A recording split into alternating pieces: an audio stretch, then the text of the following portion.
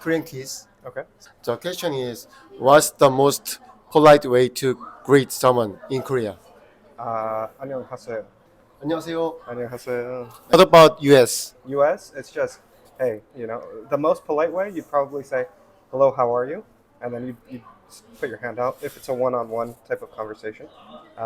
But if you're just meeting friends or anything like that, you can say, hey, and that's usually enough. That's right. But Korean is 안녕하세요. Right. Like that. Oh, it's very different, right? Very different. Why do Koreans ask your age earlier?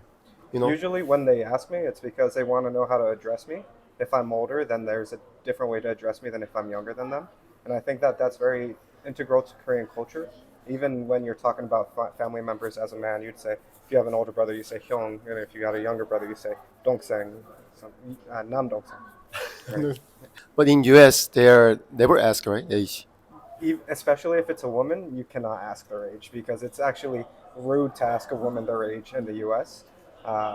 Just because I don't know why that is, but women like to be younger and feel younger. But normally people don't ask people's age in the U.S. It doesn't matter too much. If you ask woman's their weight, Right. it's a very rude. It's rude in the U.S. too, yeah. US is not doesn't matter, right? No, it is also rude in the U.S. Yeah. It's rude. Yeah, you cannot ask a woman how much she weighs. Okay. Okay.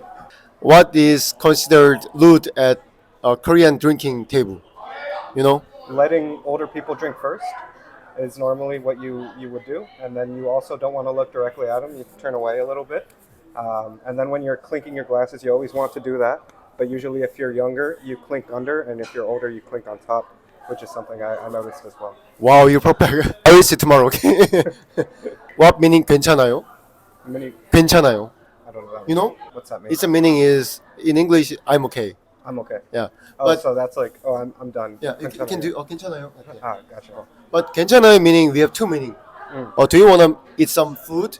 Okay, yeah, Okay, that's- 괜찮아요. But right. sometimes it's meaning different. Like, There are two meaning. I'm done. Yeah, there are two meaning. It's similar in the States where if you go into something and you're like, yeah, this is good, or I'm good. Oh yeah. Same thing. Same thing. Oh yeah, same thing. What happened if you tip in Korea? I've tried not to. As an American, it's very customary for me to tip. Normally, I'll only tip if it's after an Uber. And then on the app, I will put in extra because then there's no misunderstandings. My friend did try to tip. He put some money on the table about a week ago. And they were like, no, what is this? And he was like, oh, it's a tip. And they're like, no, can't take it. It's like, But if you give them, sometimes they like it. Mm. Yeah. in the U.S., it is very customary. No matter where you go, you can even go sometimes to like Subway, and you have to leave like 15% extra, which is weird to people who are foreigners in the U.S. But here, I think that in more popular foreign areas where they see a lot of foreigners, they will take tips. But when I'm in more traditionally Korean areas, they don't like to. What is proper behavior on Korean subway or bus? It's very quiet. In the U.S., people will take their speakers and they'll play out loud, and that seems very foreign here, where people are just very quiet and they like to keep to their own space. And generally, I see that there are seats for elderly people or mothers, and I do like that. I think that that's very important to have. In the U.S., we don't really have that system. People don't usually give up their seat once they've sat down. I try to do it. It is polite. I think chivalry is kind of dying in the States, where you take the time to make extra space, even though it makes you slightly less uncomfortable, to make someone else's life better. But I think that should be more important in the States, and that's what I do like about subway culture. And also not like making a lot of noise. Like just keep to yourself and get back to wherever you're going, and then there you can make the noise that you want to make. What should you do when entering a Korean home? Take your shoes off. Yeah. But US different, right? Yeah, U.S. is different. Although there are some places, especially traditionally Asian homes, where if someone's from Vietnam or Thailand or Japan or China, Korea, people will take their shoes off there just out of respect because they will say, okay, this is where you put your shoes. But normally, even growing up, it was weird to me taking my shoes off going in. But I do understand why, because it is generally a lot cleaner to do so. What can be seen as rude toward other in Korea? I think something that's probably ruder for Americans that maybe isn't so much in Korea is that we have a lot more personal space in general. When you're in a very crowded area, we still try to leave like a barrier of space around us. And here people will get very close to you, even if they don't know you, and that's a bit different. So I would say that that's a big one, big cultural difference. But here in Korea, also something I notice is you don't really. Some people do throw their cigarettes on the street and then they'll put them out. But most times I'll see someone will take it to the trash. In the U.S., they don't really do that much. They'll just throw them wherever, and that's it. Where do you usually pay in Korean restaurant? When you go out, that was new to me too. I looked it up before I came to Korea, so I did know.